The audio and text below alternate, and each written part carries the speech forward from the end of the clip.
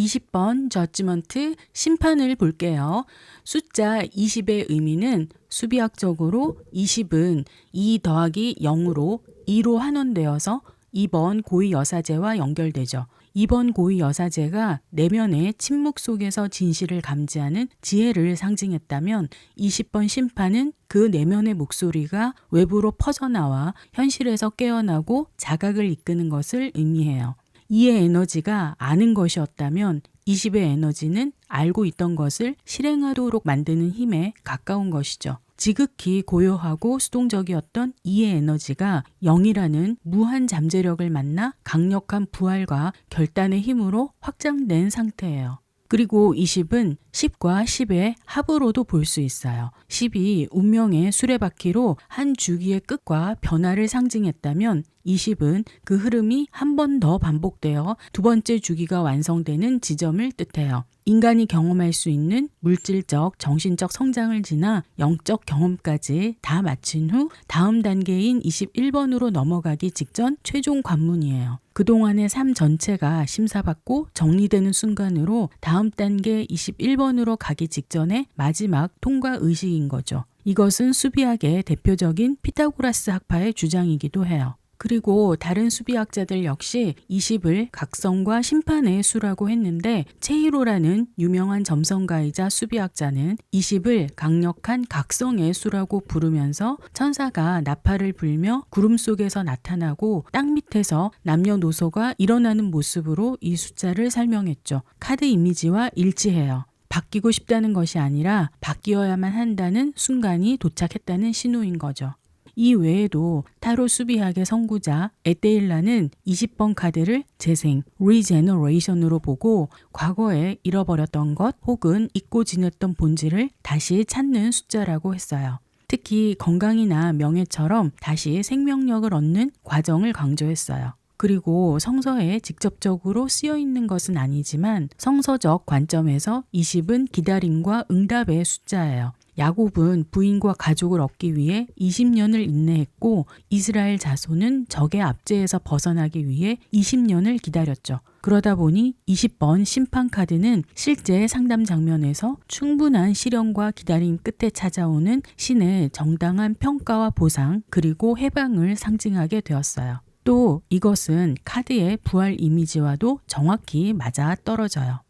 명칭을 볼게요. 저지먼트의 어원인 라틴어 유디키움은 법에 따라 판단하고 선언하다는 의미를 담고 있으며 권한을 가진 판결과 선고의 뉘앙스도 가지고 있어요. 그래서 저지먼트는 시시비비를 가리고 결론을 내리다라는 말을 의미하게 됐어요.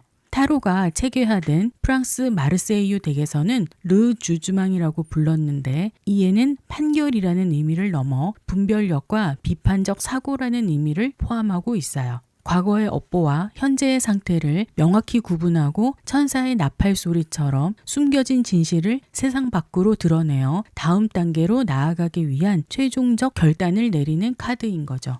그리고 웨이트는 라스트 저지먼트였던 원래 명칭에서 라스트를 빼버렸는데 본디 심판 카드는 요한계시록 20장에 나오는 최후의 심판을 모티브로 만들어진 카드였어요. 하지만 웨이트가 속했던 황금 새벽회는 정통 기독교가 아니라 신비주의 기독교였죠. 그래서 조금 더 보편성을 추구한다는 의미에서 라스트를 뺀 거예요. 그렇지만 최후의 심판이 가지는 핵심 메시지까지 사라진 것은 아니에요. 최후의 날에 심판을 받음으로써 천국행과 지옥행이 갈리는 의미는 그대로 이어받았고 심지어는 카드의 순서도 그 흐름을 반영해서 심판 이후 21번 월드로 나아가 완성을 이루거나 아니면 0번 바보로 다시 태어나게 되는 순서로 웨이트의 저서에 기록되어 있어요.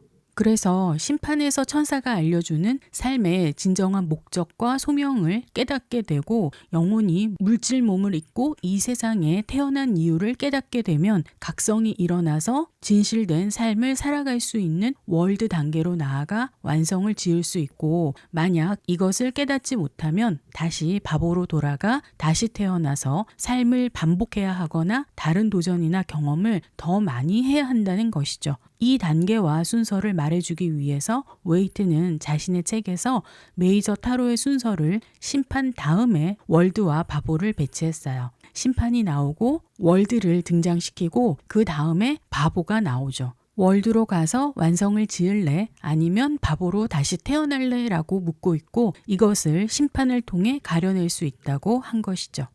이미지와 상징 분석을 볼게요. 카드 상단의 중앙을 가득 채운 천사는 이 카드의 실질적 주인공으로 하늘의 신호를 알려 잠든 영혼과 인간의 의지를 깨워주는 존재로 그려져 있어요. 이 천사를 가브리엘로 보는 것에는 대부분 이견이 없어요. 가브리엘은 하느님의 소식을 전하는 전령이자 최후의 날에 나팔을 불어 죽은 자들을 깨우는 역할을 맡고 있죠. 구름 속에서 등장한 것은 천사의 신성함을 표현하는 것이고 붉은색 날개는 강한 열정, 생명력, 에너지를 불꽃 모양의 헤어스타일은 성령의 불꽃을 상징해요. 불의 원소이기도 하고요. 정체된 상태에 강한 에너지를 불어넣는 가브리엘의 역할을 시각화한 것이죠. 나팔을 불어 깨우기 전까지 관에 죽은 것처럼 누워 있었을 테니까요. 그래서 천사가 불고 있는 황금 나팔은 심판카드의 가장 핵심 상징이라고 할 수 있어요. 잠들어 있는 자아를 깨워주고 각성시켜 일어나게 하고 있으니까요. 덕분에 우스갯소리로 모닝콜 또는 알람카드라고 하는데 나팔 소리가 진정 의미하는 것은 피할 수 없는 하늘의 부름이에요. 그래서 이것이 실전 상담에서 누군가에게는 합격의 통보가 될 수도 있고 다른 이에게는 양심의 가책이 될 수도 있어요. 중요한 것은 더 이상 진실을 외면할 수 없다는 것이죠. 나팔 앞쪽에 7개의 선이 그려져 있는데 나팔 소리가 세상 끝까지 퍼져나가는 것을 의미하면서 보편적 진리를 상징하기도 해요. 나팔에 걸려있는 붉은색 등변 십자가가 그려진 흰색 깃발은 죽음을 이긴 승리, 구원, 부활을 상징해요. 일부 해석에서는 성 조지의 십자가를 연상시킨다고도 해요. 실제 역사 속에서 성 조지는 순교자였지만 그의 숭고한 죽음을 기리는 사람들이 괴물로부터 공주와 마을을 구한 전설 속 주인공으로 그렸어요. 특히 십자군 전쟁 때 고전하고 있는 병사에게 흰 바탕에 붉은 십자가 깃발을 든 성 조지가 나타나 도왔다는 기적의 목격담이 전해지면서 두려움을 물리치는 승리의 표식으로 자리 잡았어요. 심판카드에서는 7년의 고문을 견디고 부활과 영생에 성공한 성 조지처럼 관에서 일어난 인물들도 고통을 견디고 부활했음을 말하고 있는 거예요. 성 조지가 칼로 용을 베었듯이 천사의 나팔 소리가 억누르던 두려움과 업보를 단호하게 베어내었음을 선포하는 것이라고 볼 수 있어요. 이것은 실제 상담 장면에서 지금 힘든 고통을 겪고 있다면 결국 천사가 축하하며 승리의 나팔을 불어줄 것이라는 것으로 해석할 수 있어요. 그래서 실제 상담에서 특히 구설수나 억울하게 몰리는 상황을 겪어온 내담자가 있다면 이제 그로부터 자유로움을 찾을 수 있다는 신호로 해석되는 것이죠. 죽어서 관 속에 있던 사람들이 천사의 나팔 소리를 듣고 관에서 일어나는 모습은 이 카드의 가장 극적인 면이라고 할 수 있어요. 죽음과 같이 정체된 상태에서 새로운 생명으로 나아가는 찰나를 묘사하고 있어요. 그래서 심판은 판결뿐 아니라 부활과 회복의 메시지를 강하게 던지고 있는 것이죠. 웨이트 카드에서는 이 부활하는 인물들이 총 6명으로 그려지고 있는데 3명은 바다 앞쪽에 다른 3명은 바다 건너편에 있어요. 앞쪽의 남자, 여자, 그 사이의 아이의 모습은 삼각형의 조화를 이루고 있는데 남성은 우리 내면의 능동적 힘과 여성은 수동적 힘을 나타내고 있으며 이성과 감정의 조화를 말하고 있어요. 그 사이에 있는 아이는 새로운 자아로 이 두 가치가 합쳐져서 태어난 새로운 자아의 완성된 영혼을 보여주는 것이죠. 그리고 이들만으로는 부족하다고 여겨 강 건너편에 더 많은 사람들을 표현했다고 웨이트는 말했어요. 반대편 쪽도 이쪽처럼 남자, 여자 사이에 아이가 있는 형상이죠. 이것은 극소수만의 각성이 아니라 집단적 차원으로 확장을 표현하기 위함이라고 해석할 수 있어요. 이들이 모두 나체인 것은 사회적 지위, 부, 역할 등에 가면 없이 오직 순수한 영혼, 본질만으로 심판을 받는다는 것을 상징하고 있어요. 자신의 진실된 모습을 마주할 용기가 있는가라는 질문을 던지는 모습이죠. 하늘로 두 팔을 뻗고 있는 것은 능동적 부활로 천사의 나팔 소리를 듣고 스스로의 의지로 일어나고 그런 깨달음을 기쁘게 받아들이는 모습을 전하고 있어요. 사람들의 피부색은 지상에서 살아있는 육체를 의미하는 것이 아니라 영적인 존재임을 강조하는 표현이에요. 낡은 육체적 욕망을 벗어던지고 고차원적 정신세계로 진입했음을 시각화하는 것이죠.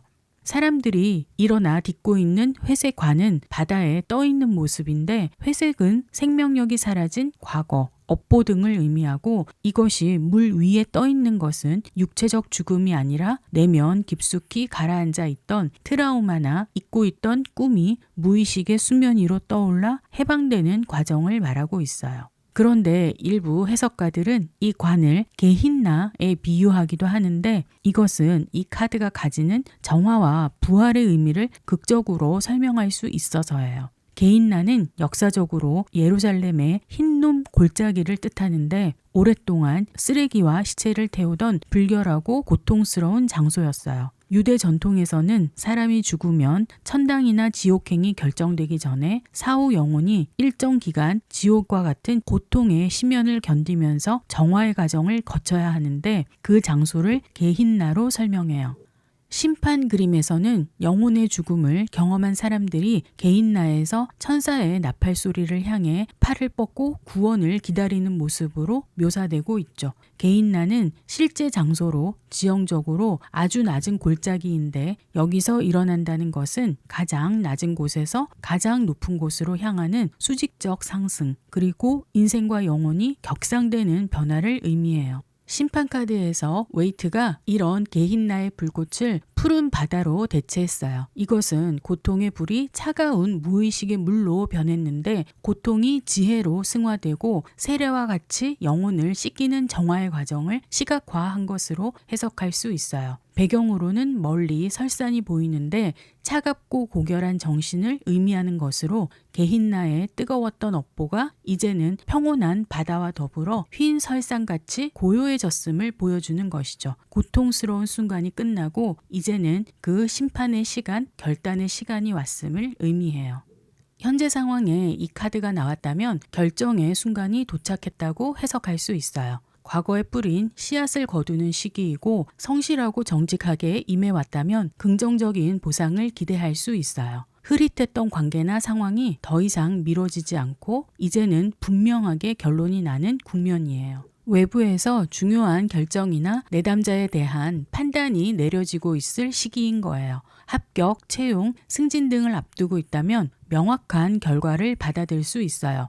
그 결과의 긍정성에 대해서는 본인이 그동안 해왔던 만큼 결과를 받아든다는 거예요. 혹시 떼었던 돈이 있다면 받게 되는 회수의 운이 강해요. 그리고 재회의 운도 있어서 헤어졌었던 완전히 죽었다고 생각했던 관계가 부활해서 살아날 수 있어요. 상대에 대한 제 판단으로 관계를 계속 이어갈지 아니면 깨끗이 끝낼지는 내담자의 마음속에서 확실한 결론이 내려져야겠죠. 편으로는 미련을 버리고 새로운 단계로 나아가야 할 때임을 알려주는 카드이기도 하니까요. 지금껏 지지부진했던 일이나 기다리는 소식을 받지 못하고 있었다면 드디어 해결의 실마리를 찾을 수 있고 마침내 기다리던 소식을 받을 수 있어요. 정체되었던 운이 풀리기 시작하면서 본인의 의지와 상관없이 외부적인 힘에 의해 상황이 반전되기도 해요. 드디어 때가 왔다는 느낌을 받는 시기예요. 특히 어떤 소명으로 직업을 선택하고 바꿀 때 심판 카드가 많이 나오는 편이에요. 영어로 vocation이 직업인데 하늘이 콜, 불러서 하는 일을 뜻하고 한국말로도 그걸 천직이라고 하잖아요. 그래서 영어권에서는 자신의 천직을 찾고 그런 직업으로 전환할 때 자주 등장하는 카드라고 설명해요. 여러분들 중에서는 타로 상담사 직업을 예전부터 생각만 하고 있었다면 심판카드를 현재 상황으로 만나면 한번 도전해 볼 만한 거죠. 꼭 직업이 아니더라도 내담자가 자신의 삶에서 진짜 무엇인가 하고 싶었던 게 있었다면 그걸 시작할 시기가 왔음을 알려주는 카드이기도 해요. 예를 들어 봉사활동을 하고 싶은 마음만 있었지 그동안 실천할 기회가 없었다면 심판카드의 힘을 빌려 작은 봉사부터 시작해 보는 거죠. 문제점이나 방해물을 볼게요. 가장 큰 문제는 이제 변화해야 할 때인데 그런 신호를 무시하는 것이죠. 하루라도 빨리 결단을 내리고 행동으로 옮겨야 할 시점인데 두려움인지 미련인지 관성인지 그냥 민기적거리는 거예요. 예를 들어 10년 전만 하더라도 사업에서 오프라인으로는 한계가 있고 온라인 매체를 적극적으로 활용하는 것을 시작했어야 하는데 그런 시대의 물결을 거부했다면 지금에서는 심각한 결과를 받아들었겠죠. 변화는 선택이 아니라 생존의 조건이 될 수도 있어요. 관계에서도 이미 끝났는데 미련을 못 버리고 돌아서지 못하고 에너지를 낭비하고 있을 수 있어요. 심판은 업보와 카르마의 개념을 가지고 있어서 뿌린 대로 거두게 되는 거예요. 만약 성실하지 못했거나 노력을 하지 않았다면 부정적인 결과를 받아들게 되는 거죠. 불합격, 비난, 손실 등이 기다리는 결과를 맞이하게 돼요. 좋아하는 마음이 없는데 조건이 좋아서 결혼을 결심한 경우 그것이 문제가 되어서 결혼 후 곤란에 빠지는 결과를 맞이할 수 있어요. 자신이 무조건 옳고 자신이 내리는 결정이 무조건 맞다라는 생각은 나중에 심판을 받을 수 있어요. 본인의 잣대가 너무 엄격해서 상대를 비난하거나 본인의 이념만이 유일한 진리라고 믿는 독단적인 태도는 큰 문제가 될 것이라는 것을 말하는 카드예요. 천사는 나팔을 불고 있는데 길을 열고 듣지 않거나 관뚜껑이 열렸는데도 나오기를 거부하는 모든 태도가 문제가 될 수 있어요.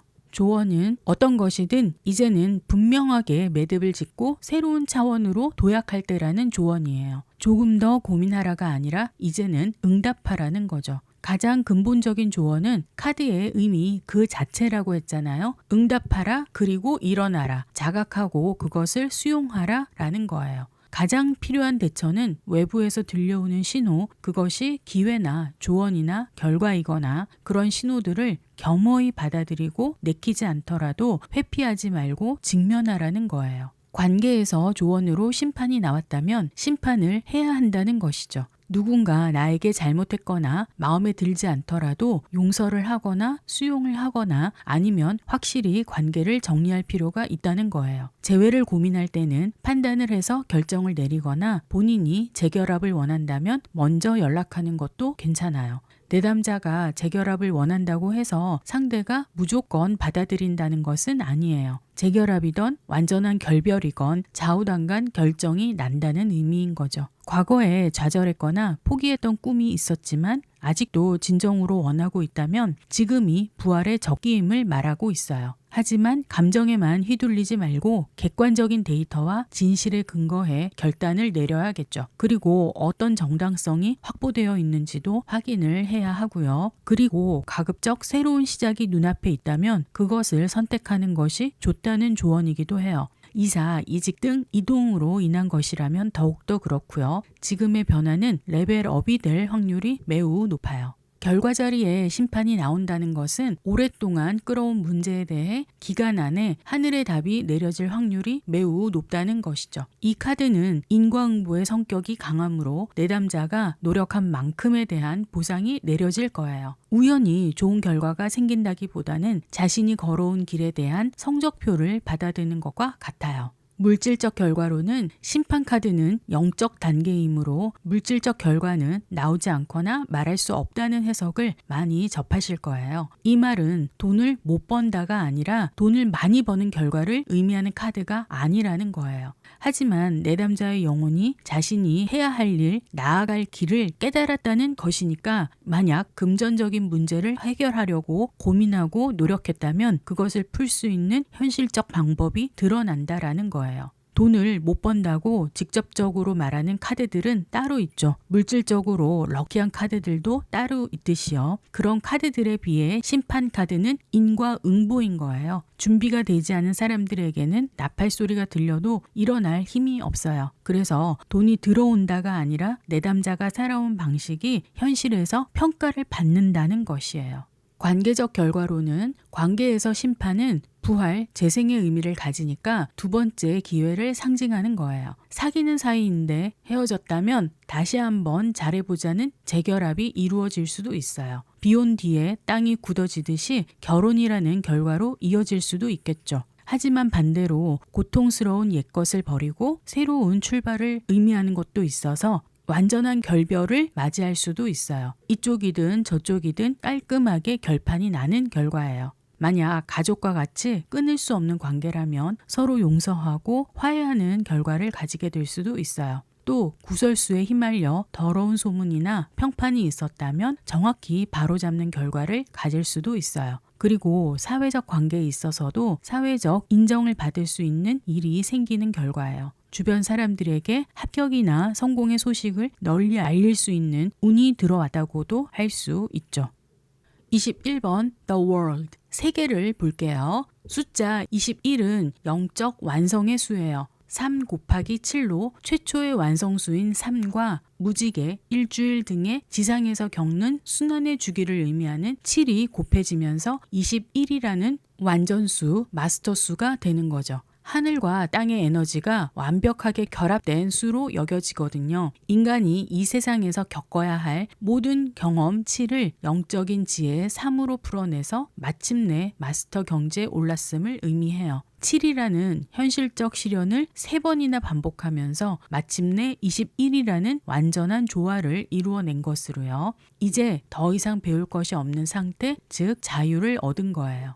수비학적 환원의 원리로는 2 더하기 1은 3으로 다시 최초의 완성수 3으로 돌아와요. 3번 여황제가 물질적인 풍요와 탄생을 의미했다면 21에서 환원된 3은 우주의 풍요와 영적 탄생을 의미해요. 0번에서 21번까지 하나의 사이클을 완주한 뒤에 완전히 다른 새로운 차원의 3번인 거죠. 이런 면에서 21은 끝은 곧 시작이라는 순환의 논리를 보여줘요. 또 다른 관점은 21을 20과 1의 합으로 봐서 20의 심판카드를 통과한 뒤 1의 의미로 20번의 나팔 소리를 듣고 부활한 영혼이 비로소 1번 마법사가 가졌던 창조의 사원소 도구들을 완벽하게 다룰 줄 아는 21번의 상태가 된 것이죠. 하지만 마법사와 차이가 있다면 마법사는 도구가 있어야 창조를 할 수 있었지만 21번 주인공은 그 어떤 도구 없이도 우주와 소통하는 완벽한 마법사인 거예요. 이 차이는 카드의 이미지에서도 그대로 드러나는데 1번 마법사는 지팡이를 한 손에 쥐고 있지만 월드의 주인공은 양손에 들고 춤을 추는 것으로도 알 수 있어요. 명칭의 의미를 볼게요. 웨이트는 월드 카드를 정의하면서 소우주의 완벽한 인식이라고 했어요. 이 말은 지상의 모든 시련을 통과한 영혼이 도달하는 지혜의 완성을 뜻하는데 0번 바보가 무지하고 순수한 상태로 여행을 시작했다면 드디어 월드에서 그 모든 경험을 통합해서 우주의 본질을 꿰뚫어 보게 된 상태를 말하는 것이죠. 그러면서 소우주인 개인의 내면이 대우주인 우주의 질서와 어떠한 어긋남도 없이 톱니바퀴처럼 맞물려 돌아가는 개인 삶의 리듬과 우주의 리듬이 하나로 일치하는 완벽한 타이밍과 조화를 강조했어요. 이것은 월드라는 영어 단어의 라틴어원 문두스와도 관련이 있는데 문두스는 우리가 딛고 있는 땅을 의미하기도 하지만 깨끗하다, 단정하다, 정돈되다, 질서를 갖추다 라는 뉘앙스를 포함하고 있어서 혼돈 상태였던 우주가 신성한 법칙에 의해 아름답고 정교한 질서를 갖추게 된 상태를 말하는 것이죠. 그런 의미에서도 주인공이 자신의 내면 세계와 외부 세계의 질서를 완벽하게 정렬해낸 상태를 의미해요. 그래서 이 카드의 의미는 단순한 성취, 완성, 성공이 아니라 자신을 정리하고 자신의 삶이 우주의 흐름과 일치하는 상태라는 것을 의미해요. 이 관점은 실제 상담에서 중요하게 작용하는데 그러니까 임신을 간절히 원하는 부부에게 결론으로 월드카드가 나왔다면 실제 아이를 가지게 됨으로써 가족의 완성을 이루는 것일 수도 있지만 아이가 없는 부부 두 사람의 삶으로 가족이 완성될 수도 있다는 거예요.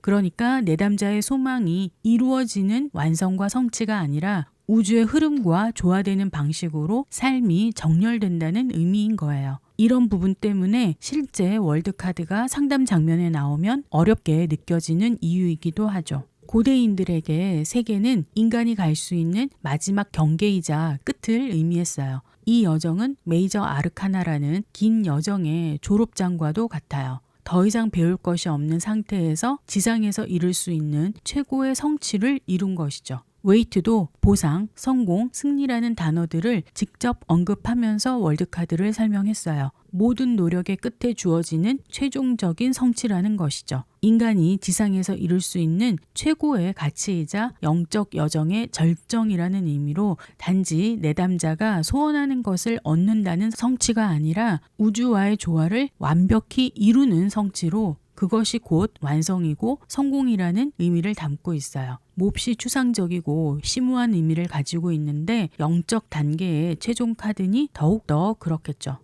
이미지와 상징 분석을 볼게요. 가장 중심에 춤을 추는 댄서가 먼저 보이시나요? 아님 타원형 월계관일까요? 아니면 내 귀퉁이에 자리한 사원소의 수호자가 먼저 눈에 들어오시나요? 저는 웨이트가 가을랜드라고 칭한 리스 모양의 커다란 초록색 월계관부터 먼저 볼게요. 월계관은 고대 그리스와 로마 시대부터 승리와 영웅의 상징이었죠. 고난을 극복하고 도달한 성공과 영예를 의미해요. 그리고 타원 형태는 신비주의에서는 중요한 상징 요니인데 여성 원리를 뜻하고 태아가 잉태되어 태어나는 자궁, 통로, 기원 등을 의미해요. 여기서는 새로운 세상에 태어나기 위해 새로운 차원으로 진입하는 문으로 물질 세계와 영적 완성 사이를 잇는 통로로 표현되고 있어요. 이 타원형 리스는 이 생의 모든 숙제를 끝낸 영혼이 다시 신성한 우주의 근원으로 돌아가 재탄생을 하는 과정에서 거치는 통로, 요니를 그리고 있다고 하죠. 월계관 위아래로 장식된 무한대 모양의 붉은 리본은 끝이 시작이라는 월드카드의 핵심 이미지를 상징적으로 보여주고 있어요. 연금술과 신비주의 격언 as above so below 위에서와 같이 아래에서도를 시각적으로 표현한 것으로 천상의 법칙이 지상에서도 완벽하게 구현되었음을 의미해요. 그리고 그 흐름이 끊기지 않고 계속 이어지는 완전한 순환을 말하고 있기도 하고요. 녹색은 생명력과 지속성을 의미하는데 상록수의 영원한 생명력처럼 영혼의 성장은 일시적인 것이 아니라 영구적 상태에 도달했음을 보여줘요. 이 안에서 춤을 추는 인물은 여성처럼 보이지만 웨이트는 이원성을 초월한 상태에 있음을 암시하며 천사와 같다고 했는데 천사도 성별이 없는 존재죠. 웨이트가 속했었던 황금 새벽의 비밀 가르침으로 전해지는 내부 문서에는 이 존재를 헤르마 프로디토스라고 해서 그리스 신화의 헤르메스와 아프로디테가 합쳐진 양성 구유의 신으로 가르쳤다고 해요. 그 이유는 남성성과 여성성이 하나로 합쳐져야 이원성의 통합이 이루어지는 것이고 곧 우주의 진리가 완성된다고 믿었기 때문이죠. 그런 의미에서 가슴은 여성이지만 성기 부분은 보라색 천으로 절묘하게 가려놓았고 이것은 성별을 특정짓기보다는 남녀가 통합된 신성한 존재임을 암시하는 것이라고 해요. 보라색은 빨강과 파랑이 섞여서 만들어지는 색깔이죠. 이원성을 통합한 인물이므로 마법사의 빨간색과 고위 여사제의 파란색이 통합되어 보라색이 되었다고 해석하기도 해요. 또 연금술의 최종 단계인 현자의 돌은 종종 남성과 여성이 결합된 리비스라는 양성 구유의 존재로 묘사돼서 연금술적으로 대작업의 완성을 시각화한 것이라고도 해요. 웨이트는 이 주인공이 코스믹 댄스를 추고 있다고 했는데 이 춤을 통해서 영혼이 물질적 제약을 벗어나 신성한 환희에 도달했음을 보여주는 것이라고 했어요. 그리고 양손에 각각 도토리 지팡이를 하나씩 들고 있는데 1번 마법사에서는 지팡이가 하나였죠. 시작의 에너지를 나타내며 오른손에 들고 있는 지팡이의 에너지를 왼손이 가리키는 땅에 전달시키는 의지와 전도체의 역할을 했었다면 21번 월드 인물은 양손에 지팡이를 쥐고 있어요. 이것은 마법사의 노력과 집중의 단계를 넘어선 이미 완성된 존재가 누리는 통합된 힘과 해방감을 상징하는 장면이에요.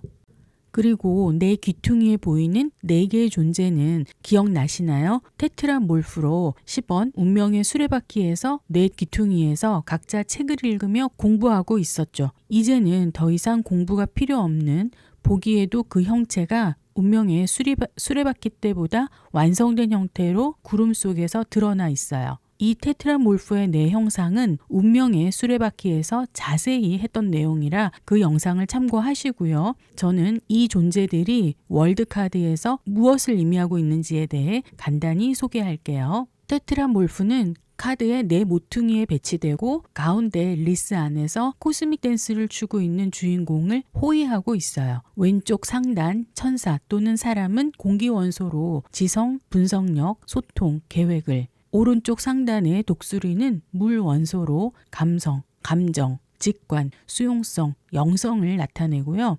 오른쪽 하단의 사자는 불원소로 열정, 의지, 창조력, 행동을, 그리고 왼쪽 하단의 황소는 흙의 원소로 물질, 현실, 결과물, 안정을 나타내요. 이 4원소, 지성, 감성, 열정, 물질이 완벽히 균형을 이룰 때 세계가 성립하는 것이라고 해요. 마법사에는 4원소로 무언가를 만들어 볼 의지를 보여줬다면 이 4원소들이 완벽하게 조화를 이루고 세상 만사 우주라는 거대한 구조가 무너지지 않도록 지탱하는 영적 기둥으로 견고한 질서 위에 누리는 자유를 강조하고 있는 모습이에요.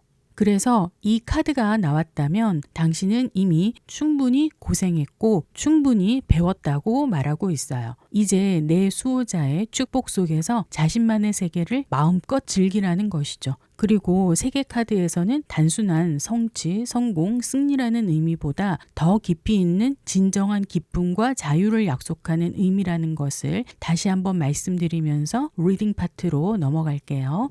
현재 상황으로 등장할 때는 무엇인가 완성을 앞둔 시기에 해당해요. 지금까지 해온 노력들이 거의 마무리 단계에 도달했고 그 완성을 위한 준비가 이미 충분히 갖추어진 상태인 거죠. 졸업을 앞두고 있다거나 프로젝트 막바지에 들어섰다거나 시험이나 평가를 앞두고 있는 경우처럼 마침표를 찍기 전에 월드가 자주 등장해요. 완성은 곧 끝이기도 하죠. 예를 들어 지긋지긋한 구직 활동을 오래 하고 있었다면 이제는 그런 상태를 끝내고 더 큰 세계의 일원이 되는 결말을 암시하기도 해요. 이제는 끝이 저만치 보인다는 거죠. 하지만 월드카드는 마지막 준비를 게을리해서는 안 되고 구멍이 생기지 않도록 끝까지 긴장을 늦추지 말라는 것을 경고하는 카드이기도 해요. 월드는 세계를 뜻하기 때문에 해외로 진출하거나 또는 업계에서 가장 규모가 큰 곳으로 한 차원 더 커지는 단계로 나아가기 유리한 카드예요.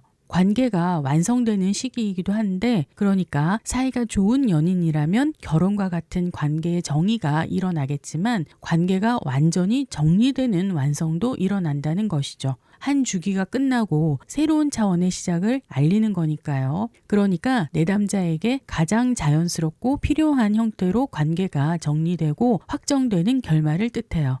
실제 상담 시 내담자의 삶에서 무엇이 완성되고 있는가를 잘 읽어내는 것이 포인트예요. 여기서 어려움이 있을 수도 있는데 가끔 내담자분들께서 아무 말씀을 안 하시고 말씀을 아끼시는 경우가 계세요. 그런 경우는 우리 타로 상담사들은 무속인이 아니라 타로 상담사임을 내담자 기분이 나쁘지 않게 잘 설명을 하셔야겠죠. 그리고 상담에 필요한 정보를 이끌어낼 수 있는 상담 실력도 같이 키워야 하고요. 그래서 월드처럼 의미가 심오한 카드일수록 내담자의 현재 맥락을 확인하는 질문 하나가 해석의 정확도를 크게 올려줄 거예요. 결론적으로 월드가 현재 상황에 나왔다면 현재 안정된 상태일 가능성이 커요. 이미 많이 갖추어져 있거나 새로운 시작을 앞두고 있거나 현 상태를 유지하면서 새로운 변화나 도전을 원하거나 준비하고 있는 거죠. 월드카드는 그럴 때 이렇게 말할 거예요. 이제 다 왔어요. 완성이 눈앞에 있어요. 마지막까지 완벽하게 마무리하세요 라고요. 문제점이나 방해물로는 더할 나위 없이 완벽한 카드가 문제점이나 장애물, 방해물 자리에 떴을 때 갑자기 해석이 바뀔 수도 있어요. 그럴 땐 너무 좋은 상태라 문제가 되는 경우를 생각하셔야 돼요. 우선 너무 좋은 상태이면 변화를 하지 않고 현 상태를 지속하려고만 할 때 문제가 되겠죠. 새로운 흐름을 거부하는 거예요. 그리고 조금 더 심각한 경우는 자신이 옳고 완벽해서 다른 이들의 생각이나 의견을 받아들이지 않는 것이 되겠고요. 또 역설적으로 완벽한 완성을 해야 한다는 강박관념 때문에 시작 단계에서부터 진행이 정체되거나 또는 마지막 단계에서 끝을 내지 못하고 계속 맴도는 상황이 발생해요. 완성 자체가 두려워서 마침표를 찍지 못하는데 완벽주의 성격에서 많이 나타나는 현상이죠. 조언으로는 일단 마무리를 지으라는 것이죠. 마침표를 찍고 이제는 새로운 차원으로 나아가는 거예요. 유종의 미라고나 할까요? 하지만 마무리는 너무 지체하지 말라는 것이지 대충 하라는 게 아니라 할 수 있는 한 완벽하게 지어야 한다는 거예요. 예를 들어 공부를 마치지 않은 상태에서 취업을 고민할 때 먼저 학위를 마치는 것이 좋겠다는 조언이 될 수 있어요. 시야를 넓게 가지라는 거예요. 예전에 어떤 분이 정말 어이없는 일로 회사에 권고사직을 당하신 분이 계셨어요. 아연 실색해서 찾아오셨었는데 이분의 조언으로 월드카드가 나왔어요. 더 넓은 세상으로 나아가시라는 말씀이네요. 한 차원 더 넓은 세계가 선생님을 기다리고 계세요. 라고 말씀드렸는데 그 후에 다시 한번 오신 적이 있었는데 외국계 회사에 취업이 되어서 연봉이 거의 2배가 됐다고 좋아하셨던 기억이 있어요. 월드가 조언이라면 외국 계열, 해외, 더 큰 규모, 더 높은 판으로의 확장 가능성을 꼭 열어두는 것이 좋아요. 한편으론 이제 끝났다는 말을 하고 있을 수도 있어요. 더 이상 미련 없이 새로운 장으로 나아가라는 것이죠. 특히 관계에 있어서 조언으로 나오는 경우 관계에 결실을 맺으라고 촉구하는 것일 수 있어요. 좋은 관계라면 결혼 등으로 완성을 하고 마지못해 끌어온 사이라면 깔끔하게 정리할 시기라는 것이죠. 결과 자리를 볼게요. 월드카드는 메이저 아르카나 영적 여정의 마지막 단계이므로 결과 자리에 등장했다면 여정의 완성을 의미해요. 고정되고 안정된 결과에 가까워졌다고 할 수 있어요. 폭발적인 성취라기보다는 완성 이후에 찾아오는 안정과 정렬된 상태에 가까워요. 물질적 결과, 영적인 카드이기 때문에 물질적, 특히 금전적 결과가 확정적으로 보장된다고 하기는 어려워요. 분명 여러 면에서 완성되고 형체가 드러나기는 하지만 투자의 수익처럼 손에 잡히는 결과물로 연결된다고 단정 짓기는 어렵다는 거죠. 확실한 결과물을 원한다면 반드시 함께 나와야 하는 카드들이 있어요. 여황제, 마법사, 전차, 펜타클 9, 펜타클 10처럼 현실화, 성과, 물질화 성격이 강한 카드들이 앞뒤로 받쳐줘야 해요. 월드는 흙의 원소를 가지고 있을 뿐 아니라 다른 세 개의 원소까지 합쳐져서 완벽한 균형을 이루는 카드이기 때문에 그래서 월드 카드의 성취는 가능성이 매우 떨어지는 소원의 성취가 된다기보다는 자신이 노력하고 살아온 만큼 보답을 받는 것으로 귀결되는 것을 볼 수 있어요. 명칭 부분에서 잠시 언급했지만 큰 월계수를 요니에 비유해서 임신을 확정짓는 카드로 분류하는데 실제 상담에서는 어떤 특정적 소원이 이루어진다라고 하기보다는 그걸 이루는 준비가 끝났거나 어떤 상황의 끝으로 귀결되는 경우가 대부분이에요. 다시 반복하자면 임신의 경우 실제 아이가 생겨서 가정이 완성된다고 볼 수도 있지만 아이가 없는 지금 이 상태로 완성된 부부가 될 수도 있다는 거죠. 제 상담 경험으로도 실제 아이를 원하시는 분들께 별카드나 월드카드가 많이 나오고 심지어 별카드가 나오고 월드가 결과로 나오는 경우도 덜어 있어요. 하지만 안타깝게도 그분들이 모두 다 아이를 성공적으로 잉태하지는 못했다는 것이 저의 경험상 얻은 데이터임을 알려드릴게요. 형체가 드러나고 어떤 식으로든 안정이 찾아오기는 하지만 물질적으로 손에 쥐어지는 좋은 결과가 보장되진 않는다라고 할 수 있어요. 현재 긍정적인 상태라면 큰 변화가 없고 지금의 좋은 상태가 유지되는 결과로 볼 수 있어요. 사업이 잘 되고 있다면 그대로 유지되고 한 단계 더 확장은 가능할 수 있어요. 하지만 예상치 못한 큰 수익을 내는 것은 보장할 수 없다는 거죠. 졸업의 경우 현재 상태 그대로 유지한다면 무난하게 졸업하는 것은 가능하고요. 취업도 그 기간 안에는 확실히 결론이 나겠고 합격의 확률이 매우 높지만 월드카드 단독으로는 반드시 보장은 아니라는 것이죠. 이렇게 안정이나 유지를 말하는 카드지만 더 나은 곳으로의 이동은 권하는 카드예요. 그래서 이직, 이사, 진학, 유학, 해외 진출 등에서는 긍정적 결과를 의미한다고 볼 수 있어요. 관계적 결과로는 관계에 있어서 현재 상태가 유지되거나 안정된 상태로 완성되는 쪽이에요. 관계를 드라마틱하게 바꾸기보다는 지금의 흐름을 가장 자연스럽고 성숙한 방식으로 정리, 완결, 안정시키는 쪽에 가까워요. 예를 들어서 친구 관계인데 연인으로 새롭게 관계를 전환하는 것에는 부정적인 결과예요. 현재 혼자인데 언제쯤 사랑하는 사람이 생길까요? 라는 질문에도 그 기간 안에는 힘들다는 답변이죠. 친구 관계, 솔로의 상태가 그 기간 안에는 가장 안정된 상태이기 때문이에요. 그리고 월드는 점성학적으로 토성에 해당하는데 토성은 고립되어 있을 뿐 아니라 주기가 굉장히 긴 행성이에요. 그러다 보니 솔로 탈출은 정말 힘든 행성 중에 하나라고 볼 수 있어요. 주로 혼자 존재하는 쪽에 가까워요. 하지만 만약 연인 사이인데 결혼이 가능하겠냐고 물어본다면 사랑이 유지될 뿐 아니라 완성되는 흐름이니까 가능하다는 답변을 줄 수 있어요.